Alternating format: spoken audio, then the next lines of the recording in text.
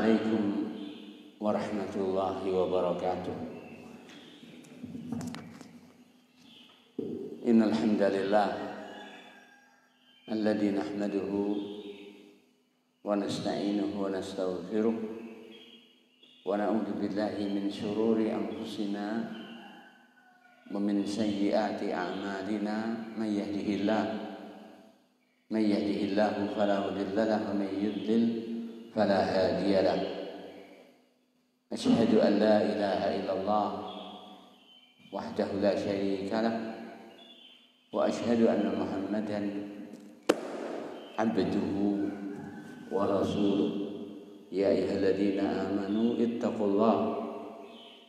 الله حق تقاته ولا تموتن إلا وأنتم مسلمون أما بعد فإن وأحسن الهدي هدي محمد صلى الله عليه وسلم وشر الأمور محدثاتها فإن كل بدعة ضلالة. Meneruskan pembahasan kitab Riyadhus Shalihin fi hadi sayyidil mursalin sayyidina Muhammadin wa sayyidu ghurril muhajjalin salawatullahi wa salamu alaihim ajma'in. Insyaallah setiap Senin kita akan meneruskan kitab Riyadhus Shalihin Babul Fadail. Adapun di Rabunya meneruskan seperti biasa Riyadhus Shalihin kitab Az-Zuhd wa fadlu az-zuhli wa taqallul minad dunya. Kitabul Fadail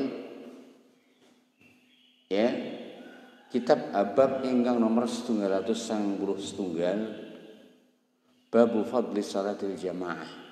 Bab tentang keutamaan salat jamaah yang pada bagi ini akan dibahas tentang hadis yang berkaitan tentang kewajiban salat berjamaah. Qala al-Imam Abu Zakaria Yahya ibnu Syaraf Muhyiddin An-Nawawi Asy-Syafi'i rahimahullahu taala. Wa anhu saking Abu Hurairah ugi qal panjenenganipun Abu Hurairah dawuh atawus teka sowan sapa annabiyya dumateng Nabi sallallahu alaihi wasallam atawus teka sowan annabiyya dumateng Kanjeng Nabi sapa rajulun wong lanang. A'ma diterangkan di sini tentang sifat orang tersebut bahwa dia adalah seorang yang buta. A'ma aydorir, seorang yang buta. Faqala mongko piyambake matur, ya Rasulullah, duh Rasulullah, subhanallah. Ketika berbicara tentang orang buta, muncullah kesadaran akan betapa Allah Ta'ala telah menganugerahkan nikmat kepada kita, nikmat pendengaran, nikmat penglihatan. Allah, seandainya Allah Ta'ala tak memberi kemampuan pada kita untuk melihat, niscaya kita tidak akan bisa melihat indahnya dunia. Allah, keindahan dunia yang kita lihat Allah Subhanahu wa taala jadikan sebagai nikmat, dan Allah Ta'ala akan meminta pertanggungjawaban dari dengan apa atau untuk apa mata kita gunakan. Tsumma latus'alunna yauma idzin 'anil na'im. Ya, dan adalah di dalam sebuah hadis dinyatakan bagi mereka yang memiliki kesabaran dan dianugerahi keridhaan kepada Allah, gegara nikmat mata yang dengannya ia bisa melihat dunia Allah Ta'ala cabut, bahwa Allah Ta'ala akan menyiapkan untuknya surganya sebagai imbalan. Baik, kita teruskan. Faqala mongko matur sapa wong sing buta. Tentunya kita semua tidak buta. Alhamdulillah kita bisa melihat hijau royo-royonya, terang benderangnya. Ya Rasulullah, do Rasulullah, laisa ora ana li kanggene kula kok idun siang tiyang ingkang saged nuntun. Ya kudune ingkang nuntun kula ilal masjid dumateng masjid. Tentunya si buta yang benar-benar membutuhkan penuntun. Sebagian dari orang buta kepada tempat yang dia tuju itu tidak perlu penuntun. Awan pun, bengi pun, ya sama baginya. Kenapa kok sama baginya? Wong awan ya ora ketok. Ya bengi ya sing ngono kuwi. Sehingga ada kisah yang sangat unik, tapi ini betapa mentakjubkannya bahwa kita kadang kalah dengan orang yang buta. Suatu ketika ada seorang yang buta membawa obor di waktu malam hari. Membawa apa? Obornya manfaati kangge si buta ora? Dioborono obor awane tanpa obor nggih srengenge ra ketok apa meneh bengi nek ku obor kelase. Lalu ada orang yang tidak buta nyamperi dia, "Wahai kamu, untuk apa? Sampeyan kok aneh-aneh, wong buta kok ndedak nggawa obor. Gawe apa?" Lalu si buta mengatakan, "Lek aku ngono ora butuh ngene iki. Kowe iki lho butuh ngene iki ben kowe ngerti. Lek aku ki ning ngarepmu ben aja tok tabrak." Subhanallah. Inilah disebutkan dalam kitab Raudhatul Uqala. Ya, taman orang-orang yang cerdas. Ya, begitu dan seterusnya. Artinya betapa harus kita sadari kadang di beberapa tempat si buta jauh lebih memiliki dan menguasai medan dibandingkan kita. Ya, sehingga disebutkan dalam kisah tersebut si buta membawa obor, nggih nyoloki wong sing ora sadar lek wong iki ora mungkin iso kecuali dengan obor tersebut, bukan untuk dirinya. Ya, kita teruskan. Jadi itulah orang buta tersebut. Dia lapor tentang kondisinya yang tidak ada seorang pun yang menuntunnya. Ya, demikian. Fasala mongko piyambake nyuwun ilan masjid dateng masjid. Fasala mongko piyambake nyuwun Rasulullah sallallahu alaihi wasallam dumateng Rasulullah ayu rakhisa supaya ni Rasulullah paring keringanan ar-rukhsah keringanan. Ya. Fayusalli mongko panjenengane fayusalli mongko piyambake dipun izinaken salat fi baitihi ning omahe. Saya ingin bertanya, apa faedah dari minta izinnya si buta ini kepada Rasulullah untuk diizinkan sholat di rumahnya dan dia mengutarakan tentang sebabnya? Faedah apa yang kita ambil? Bahwa si buta pun memahami sholat berjamaah hukumnya wajib. Kalau tidak wajib, kira-kira minta keringanan enggak? Halah orang wajib itu nyapa tidak minta keringanan. Seandainya si buta ini ya mengetahui bahwa sholat berjamaah hukumnya tidak wajib, tentunya tidak perlu baginya untuk minta izin untuk tidak ke masjid. Ya, begitu dan seterusnya. Karena rukhsah adalah dari sesuatu yang wajib. Ya, demikian. Farakhasa mongko paring keringanan sapa Kanjeng Nabi lahu kangge piyambake. Yo, nek memang ngono, ora nek sing nuntun sampean, berarti kapan dia dibolehkan untuk tidak ke masjid? Kapan Mas Farid? Pak Maksud? Ketika tidak ada yang menuntun. Ketika ada yang menuntun, ya budak. Bukankah jawaban itu sesuai dengan pertanyaan? Bukankah pertanyaan dan permohonannya dia sebutkan sifat satu buta, berarti melek. Dua, nggak ada yang nuntun. Ya. Tiga, memang ia membutuhkan yang nuntun. Buta tidak ada yang nuntun, tapi tidak membutuhkan yang nuntun, maka tidak boleh baginya untuk hadir ghaib dari jamaah. Ya, kita teruskan. Salam monggo ari kalane wala tiang menika mungkur mantuk mulih da'ahu nimbali ing piyambake sapa Kanjeng Nabi. Faqala lahu mongko Kanjeng Nabi dawuh dumateng si buta, hal ana ta tasma'u sampeyan krungu annida seruan bis salati kelawan salat.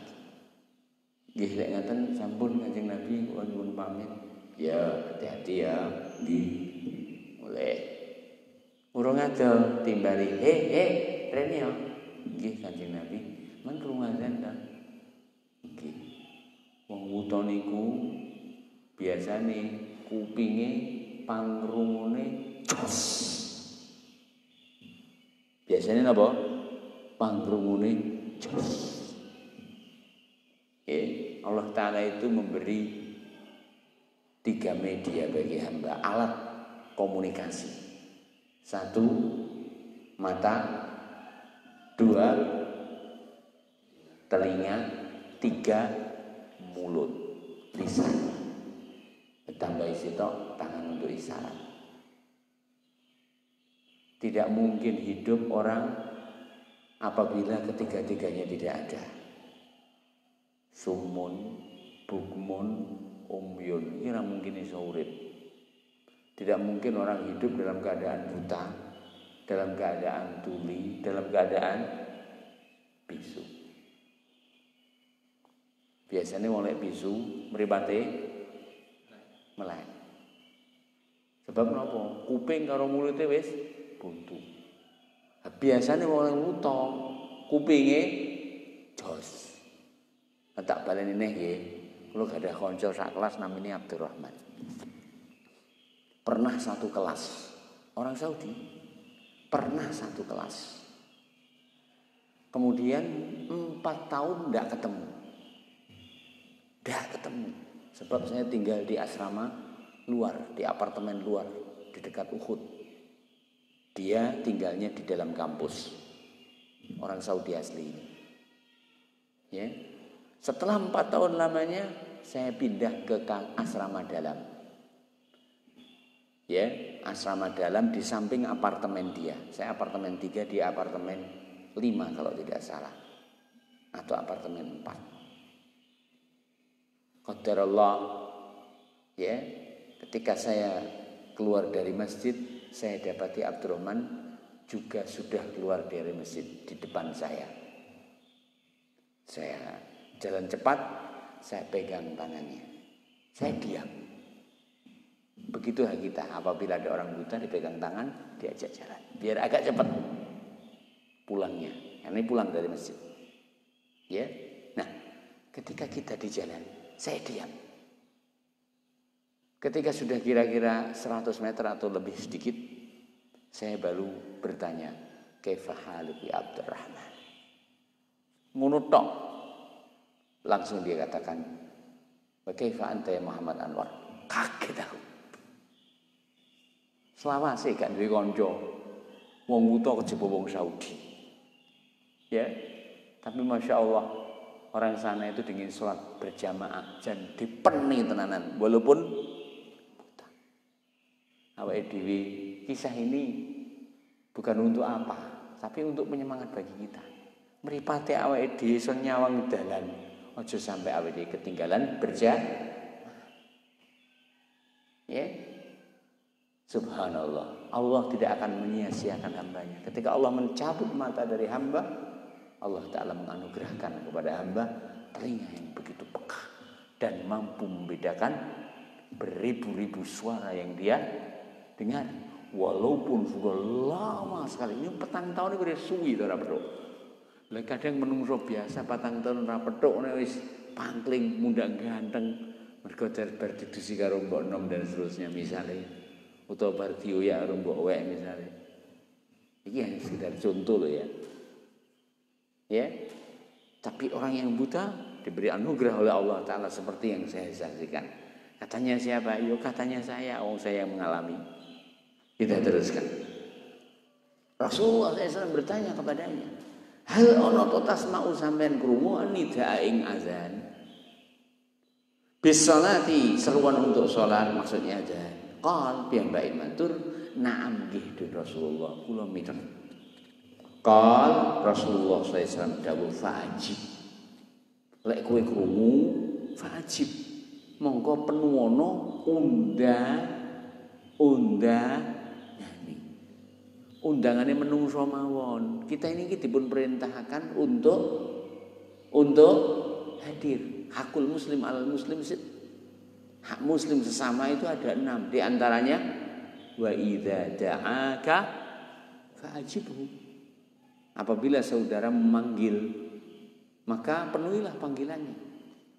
Apalagi dia adalah merupakan undangan Allah, panggilan Allah Ta'ala, panggilan yang di dalamnya ada keberuntungan, panggilan yang di dalamnya ada kebaikan.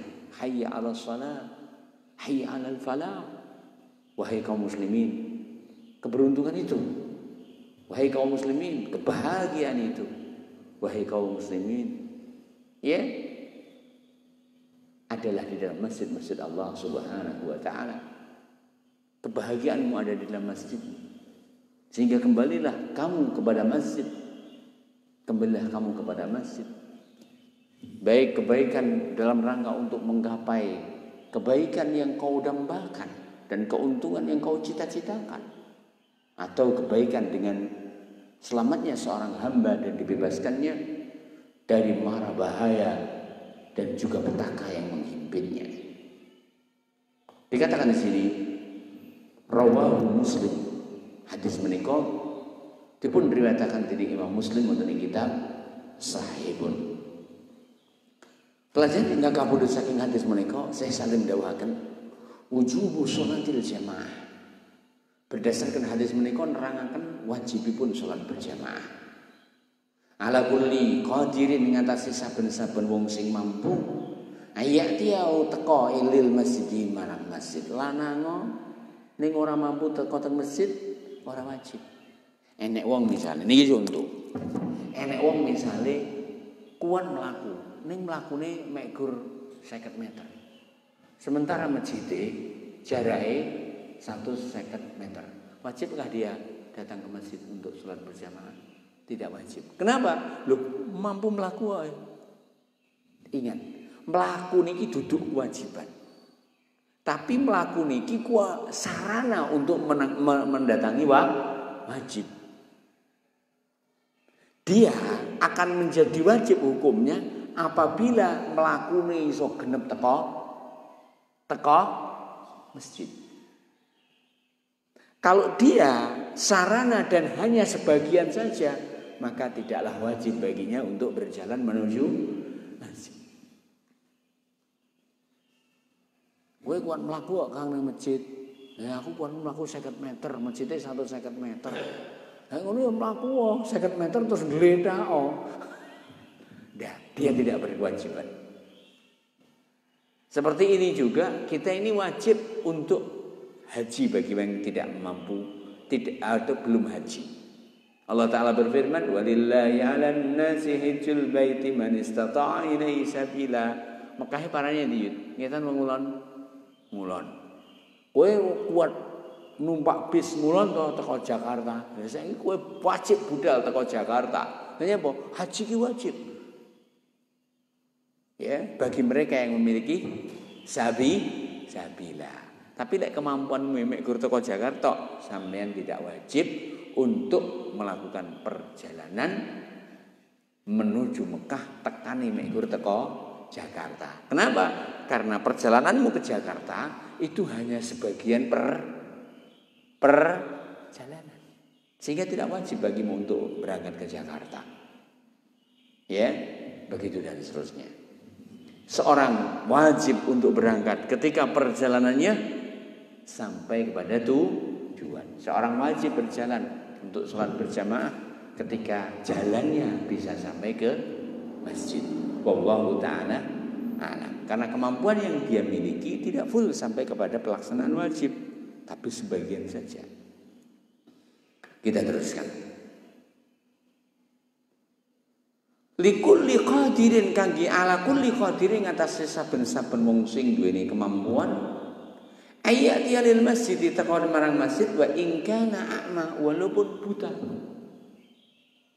Dari mana kita tahu? Bukankah tadi kita sampaikan, bukankah si buta telah matur kepada Rasulullah untuk diberi Karena dia minta untuk diberi keringanan, berarti dia memahami bahwa sholat wajib adalah, sholat berjamaah adalah wajib. wajib di masjid Allah walaupun buta, ketika dia mendengar, ketika dia mampu. Juga berdasarkan di mana Rasulullah SAW ketika si buta sudah tidak membutuhkan penuntun lagi. Nanya apa?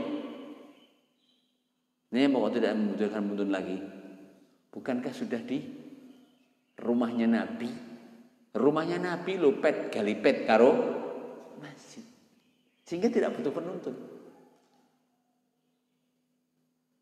Ya, Rasulullah SAW katakan, kamu dengar adzan? Iya, penuh. Secara asal hukum perintah wajib. Kita ulang lagi. Dari mana kita ketahui bahwa siapapun yang mampu hadir ke masjid wajib salat berjamaah walaupun buta? Satu, di mana si buta tersebut meminta keringanan. Namanya minta keringanan tidaklah kecuali yang tidak dari wajib. Yang kedua, si buta ketika dia sudah diizinkan dan diberi dispensasi untuk tidak ke masjid, ketika ia pulang dengar azan, Nabi SAW memanggilnya, sampean krungu azan, nggih, penuh. Padahal tadi sudah diberi keringanan. Berarti keringanan itu tidak berfungsi ketika sebab adanya keringanan. Ketika sebab adanya keringanan, sudah tidak ada lagi. Ya, demikian. Kita teruskan. Al-istifsal anil hal inda su'al yakunu fihi al-jawabul haqq. Al-istifsal, meminta untuk dirinci. Anil hal, ngenani keadaan, inda soal, ketika adanya pertanyaan. Misalkan ada orang bertanya, tenongmu lumahno, omonganmu genahno, masalahmu apa? Rincinan masalahmu sak detail-detaile. Ingat, perincian yang all detail akan lebih membawa kepada jawaban yang benar dan tepat. Akan lebih membawa kepada jawaban yang benar dan tepat. Ya, kita teruskan. Wa in kana, kita teruskan. Al-istifsalu 'anil hal 'inda su'al yakunu fihi al-jawabul haqq. Ya, meminta untuk dirinci ketika adanya pertanyaan, maka ini adalah dengannya akan memberikan jawaban yang tepat. Wallahu ta'ala a'lam. Sehingga pertanyaan itu tidak setiap orang bisa untuk bertanya. Karena tidak setiap orang mampu untuk mengutarakan kondisi dan keadaannya. Kondisi dan keadaannya. Begitu dan seterusnya. Wallahu subhanahu wa ta'ala a'lam. Hadis ingkang salajengipun qala al-imam Abu Zakaria Yahya ibn Syaraf Muhyiddin An-Nawawi Asy-Syafi'i rahimahullahu taala. Ya. Wa an Abdullah, lan saking sahabat Abdullah wa qila Amr ibn Qais al-ma'ruf bi ibni Ummi Maktum. Ya. Atau yang dimaksudkan di sini adalah Amr bin Qais yang dikenal dengan Ibnu Ummi Maktum. Artinya siapa yang datang di sini? Ini ada dua riwayat. Riwayat pertama menyatakan Abdullah. Riwayat kedua mengatakan Amr bin Ummi Maktum. Al-muadzin panjenenganipun seorang muadzin radhiyallahu anhu.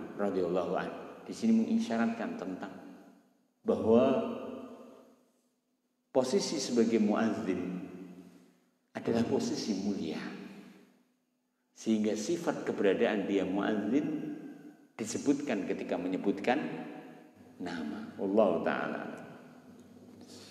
Annahu sak temene panjenengan iku kala dawuh matur Ya Rasulullah, duh Rasulullah, duh Rasulullah. Inna bil Madinati, sak temene wonten Madinah iku katsiratul hawam. Kathah sangat al-hawam. Apa yang dimaksudkan al-hawam? Khasyashul ardi kal afa'i wal aqrab. Binatang-binatang yang berbisa, contohnya ula, contohnya kalajengking. Nah kira-kira arepe ning masjid blasak-blasak liwat kebonan ngono mungkin enek ula to ya. Begitu dan seterusnya. Ya. Artinya dia takut kepada yang memiliki bisa tersebut, baik ular ataupun kalajengking, dan dia posisinya dalam keadaan apa? Buta. Ya, demikian. Wasiba lan binatang buas. Wasiba lan binatang buas. Mungkin serigala, mungkin yang lainnya. Faqala mongko dawuh sapa Rasulullah sallallahu alaihi wasallam, Rasulullah sallallahu alaihi wasallam, tasma'u hayya 'alas shalah, sampean krungu hayya 'alas shalah. Ya.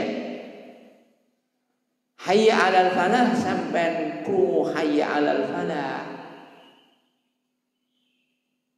Fa hayya halla. Fa hayya halla. Fa hayya hala. Apa artinya hayya hala? Rawahu Abu Dawud bi isnadin hasan wa makna hayya hala ta'ala ayo. Man krungu hayya ala salah hayya ala falah. Mulai ngono ayo. Subhanallah. Kemuliaan bagi seorang hamba dipanggil oleh Allah menghadiri masjidnya, diberi kesempatan untuk hadir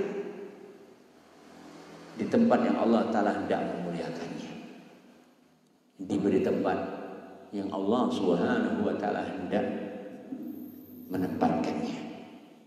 Wallahu Subhanahu wa Ta'ala. Inilah hadis dari Abdullah atau Amr bin Qais al-ma'ruf bi ibni Ummi Maktum radhiyallahu ta'ala.